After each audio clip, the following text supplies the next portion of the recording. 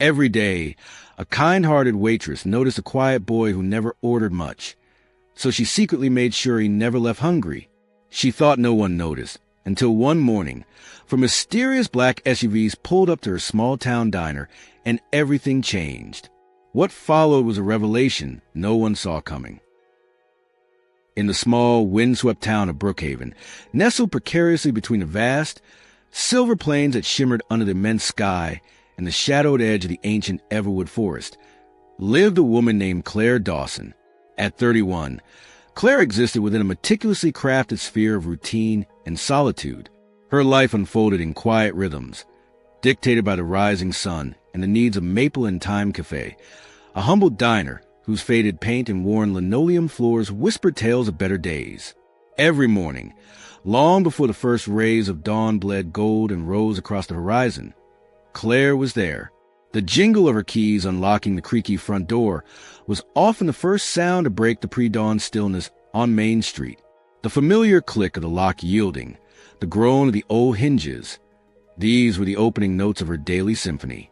Inside, the air hung cool and smelled faintly of yesterday's grease and cleaning supplies, soon to be replaced by the comforting aroma of strong coffee brewing, and later, the sweet warmth of cinnamon buns rising in the ancient oven. Claire wasn't a woman known for easy chatter or bright smiles. Life had sanded down her edges, leaving behind a quiet reserve. The vibrant spark that might have once danced in her eyes had been dimmed by loss. The sudden, jarring departure of both her parents in her early 20s, followed by the slow, almost imperceptible drifting away from the few friends who hadn't known how to navigate her grief. Her world had contracted, shrinking down to familiar confines of the cafe. The clatter of coffee cups, the insistent sizzle of bacon on the griddle, the low murmur of orders and the brief, polite nods exchanged with the regulars who drifted in and out like the tide. Yet, beneath this carefully maintained surface of quiet efficiency, beat a heart that, though bruised, had not entirely forgotten the language of care. It lay dormant, waiting for a reason to stir. One particular morning, marked by a chill that hinted at the coming autumn, as the fluorescent lights overhead flickered reluctantly to life, and the first scent of cinnamon began to weave its magic through the air, Claire noticed him. Tucked away in the farthest booth, the one partially obscured by a pillar and often overlooked, sat a boy. He was small, perhaps 10 or 11 years old, swallowed by clothes that were clearly not his own, an oversized faded flannel shirt and jeans worn thin at the knees, hinting at second-hand origins or hurried hand-me-downs. His brown hair was a tangled mop, falling over eyes that seemed fixed on the tabletop. He sat with a stillness unusual for a child, a tattered, coverless book held loosely in his hands. He ordered nothing but a glass of water when Martha, the part-time morning waitress, approached him. He spoke softly, barely meeting her gaze. From her vantage point behind the worn Formica counter, Claire watched him. She wiped down the already clean surface, rearranged the sugar packets, her movements automatic while her attention remained fixed on the small figure in the corner. A strange pang, sharp and resonant, echoed in her chest, a flicker of familiarity she couldn't quite place. It wasn't that she knew him, but something about his solitary presence, his quiet air of being adrift, resonated with a deeply buried part of herself. He didn't stay long that first day. He sipped his water slowly, turned a few pages of his book without seeming to read, and then slipped out as unobtrusively as he had arrived. But he returned the next morning, and the one after that, always the same booth, always alone, always with just a glass of water clutched between his small hands, the battered book resting beside him like a shield. Claire didn't pry. Questions, she felt, were bridges, built for people who wanted to cross, who needed to share their burdens or seek answers. She sensed, with an intuition honed by her own past sorrows, that the boy in the corner booth wasn't ready to build any bridges. His silence was a wall, erected not out of hostility, but perhaps out of necessity, out of a need to protect whatever fragile world he carried within him. So, she respected it. She offered polite nods when their eyes occasionally met, refilled his water glass without comment, and let the quiet space between them remain undisturbed. On the fourth morning, however, something shifted within her. Watching him sit there, the pale dawn light catching the thinness of his shoulders beneath the bulky flannel, she couldn't simply stand by any longer. The memory of gnawing hunger, of feeling invisible while the world bustled around, surfaced with unexpected clarity. Without fanfare, without even a conscious decision forming fully in her mind, she cracked 2 eggs into a pan, added a splash of milk, and whisked them into pale yellow froth. She toasted 2 slices of thick bread until they were golden brown and buttered them generously. Arranging it all on a plate, she carried it over to his booth. She set the plate down gently in front of him. He blinked, his gaze snapping up from his book, startled.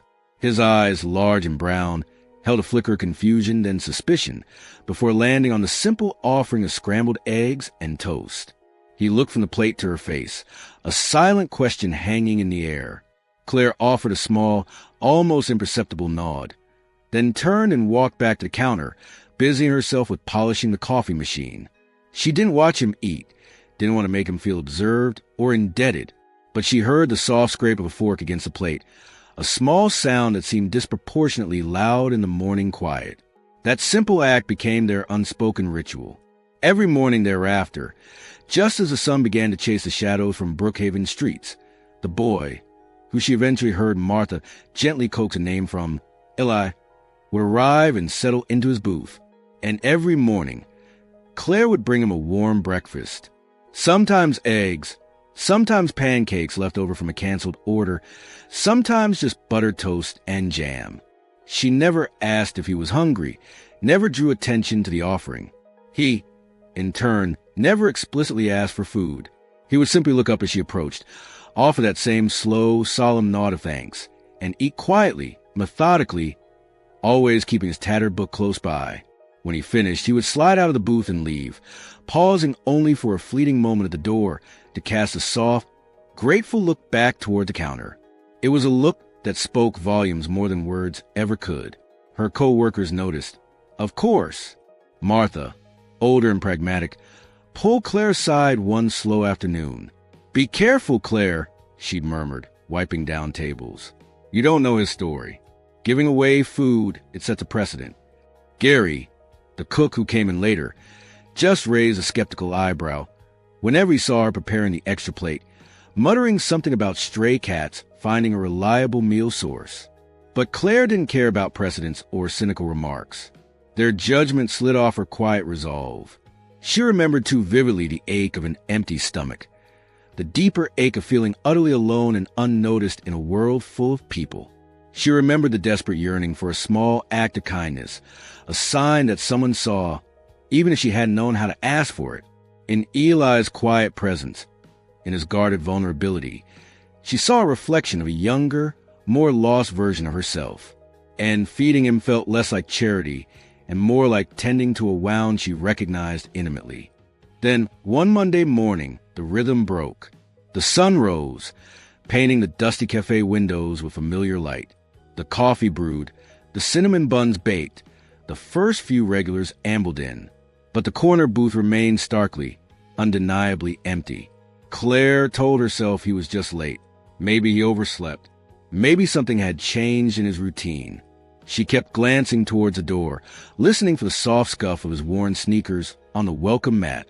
She even prepared a small plate, just toast a day, and kept it warm on the back counter, just in case. But the hours ticked by, marked by the chime of the bell above the door announcing other customers, and Eli did not appear. Tuesday came, and the booth was still vacant. A knot of worry began to tighten in Claire's chest, small at first, but persistent. Wednesday, Thursday, Friday, each morning, the emptiness of that corner seat seemed to grow, mocking her hopeful glances. The plate she prepared grew smaller, then stopped altogether. The silence from that corner felt different now. Not peaceful, but heavy, pregnant with unanswered questions. Over the weekend, her worry festered, growing into a gnawing anxiety that shadowed her quiet routines. On Monday, a full week after his last appearance, the dread had bloomed into a quiet storm within her. She couldn't simply wait anymore. During her afternoon break, she walked a few blocks to the local elementary school, her heart pounding with a strange mix of hope and fear. She described Eli to the school secretary. Small, quiet, tangled brown hair, likely around 10 or 11. The secretary, kind but busy, checked her records, No Eli matching that description was enrolled. No new students fit the bill. Claire tried asking around town, hesitantly approaching familiar faces at the general store, the library, the post office. She described his features: the oversized clothes, the tattered book, his quiet eyes that seemed to hold too much weight for his age. Blank stares met her inquiries. Head shakes, polite murmurs of sorry, doesn't ring a bell. It was as if the boy had been a phantom, a figment of the cafe's morning light. Had she imagined him? Had her own loneliness conjured a companion? The thought terrified her, made her question her own grasp on reality. He had become a ghost, slipping through cracks of the town's awareness, and she feared she had merely been tending to memory, feeding an echo of her own past needs. On the 8th morning, unable to bear the sight of the empty space from behind the counter, Claire took a coffee and sat down in his booth herself. The worn vinyl felt cool beneath her. She stared out the window at the familiar, sleepy street, tracing the path he always took around the corner. She watched and waited, nursing her cooling coffee, hoping against hope that he would materialize, slip back into his routine as quietly as he had slipped out of it. He didn't. The street remained empty of his small figure, and as the morning wore on, a fragile part of her heart, a part that had tentatively opened up to the boy's silent presence, seemed to crack open again, raw and exposed. She wasn't sure if this new fissure, born of his absence, would ever fully close. It was a calm Tuesday morning, the kind where Brookhaven seemed to hold its breath between the quiet bustle of dawn and the slow pace of the workday. The clink of cutlery and the low hum of conversation filled the Maple and Time Cafe. Then the quiet shattered. For identical black SUVs, gleaming and out of place against the backdrop of dusty pickup trucks and aging sedans, rolled silently into the cafe's gravel parking lot. They parked in precise formation, engines cutting off in near unison. The sight alone was enough to halt conversations mid-sentence, forks pausing halfway to mouths. Doors opened smoothly, and men and women in crisp, dark uniforms stepped out. Their movements were economical, purposeful, their eyes sharp and scanning, possessing an aura of disciplined authority utterly foreign to the town's sleepy rhythm. The bell above the cafe door chimed, announcing their entrance, and an immediate, palpable silence fell over the patrons. All eyes turned towards the group. Claire stood frozen behind the counter, her hand gripping the edge, her heart suddenly thudding against her ribs like a trapped bird. This was different. This wasn't local gossip or town business. This felt official, serious. A tall man, distinguished by steel gray hair cut short and a bearing that spoke of inherent command, detached himself from the group and approached the counter. He moved with a quiet confidence that drew every eye. He removed his cap respectfully as he stopped before her, his gaze direct but not unkind. His voice, when he spoke, was a low baritone, carrying both the weight of authority and an unexpected gentleness. "Are you Claire Dawson?" She could only manage a numb nod, her throat tight, unsure if she should speak or wait. The name Calloway echoed faintly in the back of her mind, unfamiliar. The man seemed to understand her apprehension. "I'm Lieutenant Colonel Marcus Ryland." He introduced himself calmly. "We're here on behalf of the Calloway family." Claire's mind raced, searching for any connection.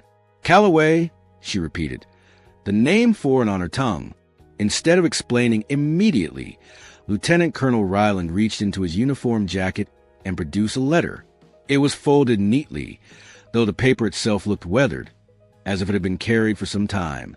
On the front, written in a careful, slightly shaky child scrawl that tugged sharply at Claire's heart, were the words, "To Miss Claire." With trembling hands, she took the offered envelope. Her fingers fumbled slightly as she unfolded the single sheet of paper inside. The same careful handwriting filled the page. "Dear Miss Claire, thank you for being kind to me when I didn't know how to ask for help. My dad always said real heroes don't wear capes. They show up when no one's watching. You showed up for me every day. I'm staying with my aunt now. It's okay. My dad, he's not coming back. He was deployed. He was brave. Like you. Love, Eli." Claire read the words twice, maybe 3 times, the simple sentences landing like hammer blows. Tears blurred the ink. "He's not coming back." The colonel cleared his throat softly, drawing her attention back. Eli Calloway is the son of Master Sergeant Gabriel Calloway, he explained, his voice low and steady, audible only to her in the hushed cafe. Master Sergeant Calloway was deployed overseas several months ago. Tragically, he was killed in action 3 weeks ago. He paused, letting the weight of the words settle. He had made arrangements for Eli to stay with a family friend here in the area during his deployment, but, well, things didn't go quite as planned after the friend received the news. Eli overheard things he shouldn't have, got scared, and wandered off. He was trying to stay close to the places he remembered his dad mentioning, places they visited once. He found your cafe, and apparently, he found your kindness. Claire's eyes burned fiercely, tears finally spilling over, tracing hot paths down her cheeks. She gripped the counter, the letter clutched in her hand. She had done so little, offered only simple food, a plate of eggs, some toast, pancakes, mundane sustenance. But to this grieving, lost little boy, adrift in a world suddenly turned upside down, it had been something more. It had been recognition, safety, a quiet anchor in his storm. She hadn't just fed his hunger. She had unknowingly offered solace to the son of a fallen hero. The thought was staggering, humbling, and heartbreaking all at once. News, especially news delivered by 4 black SUVs and uniformed personnel, travels blindingly fast in a town like Brookhaven. By lunchtime, the story of the quiet boy, the fallen soldier, and Claire's simple, consistent kindness had rippled through the community. The town that had largely overlooked Claire, seeing her only as a reserved proprietor of the struggling Maple in time, now looked at her with new eyes filled with curiosity, respect, and a touch of communal pride. The change was subtle at first, then undeniable. The mayor, a portly man usually seen only during election season, stopped by awkwardly, clearing his throat and offering sincere condolences for the soldier, and mumbled thanks to Claire. Local veterans, men Claire had served coffee to for years with little more than nods exchanged, started dropping in more often. They wouldn't say much, but they'd linger at the counter, shake her hand firmly, their eyes conveying a shared understanding of service and loss. The cafe itself transformed. Once quiet and frequently half-empty, especially during off-peak hours, it was now often full. People came not just for the coffee, which suddenly tasted better to them, or the decent diner food, but for the atmosphere. They came to be part of the story, to support the woman who had shown quiet compassion when no one was watching. The steady hum of conversation replaced the former pockets of silence. Claire, however, didn't change much outwardly. She remained quiet, efficient, perhaps a little less guarded around the eyes. She still brewed the coffee before dawn, still flipped pancakes, still wiped down counters. Her routine was the same, but the context had shifted. Her solitary world had unexpectedly opened up, letting the community in, not through forced pleasantries, but through a shared, quiet acknowledgement of something good. But one thing did change. One afternoon, Claire took a piece of chalk and a small blackboard that had been gathering dust in the back room, near the entrance, where everyone coming or going would see it. She hung the board. In bright blue, clear letters, she wrote, "If you're hungry and can't pay, please eat anyway. Kindness is always on the menu. Love is served here." It wasn't a grand gesture, but it was significant. Inspired by Eli, and perhaps by her own remembered needs, she formalized quiet help she'd offered him. Locals saw it and started leaving extra money in the tip jar, telling her it was for the board. Visitors passing through, hearing the story, often left generous contributions. Someone anonymously donated funds for a small, discreet brass plaque that was mounted above Eli's former booth. It read simply, "In memory of the quiet guest, the brave soldier, and the kind heart behind the counter." And so, each morning, Claire Dawson continued her routine. She unlocked the creaky door, watched the sunrise paint the sky gold over the silver plains, brewed her coffee, and flipped her pancakes. But now, her world wasn't quite so small, not quite so solitary. The echoes of silence had been replaced by the warm murmur of community, by the quiet clink of donations, by the knowledge that her small cafe had become a beacon. Because often, in the quietest corners of the world, in the most unassuming gestures, the biggest stories are written. And sometimes, The smallest act of kindness, offered without expectation, can echo louder and longer than any words ever spoken. Thank you for joining Claire on her journey. If you enjoyed this story and want to hear more tales of quiet strength and unexpected connections, please consider subscribing for future updates.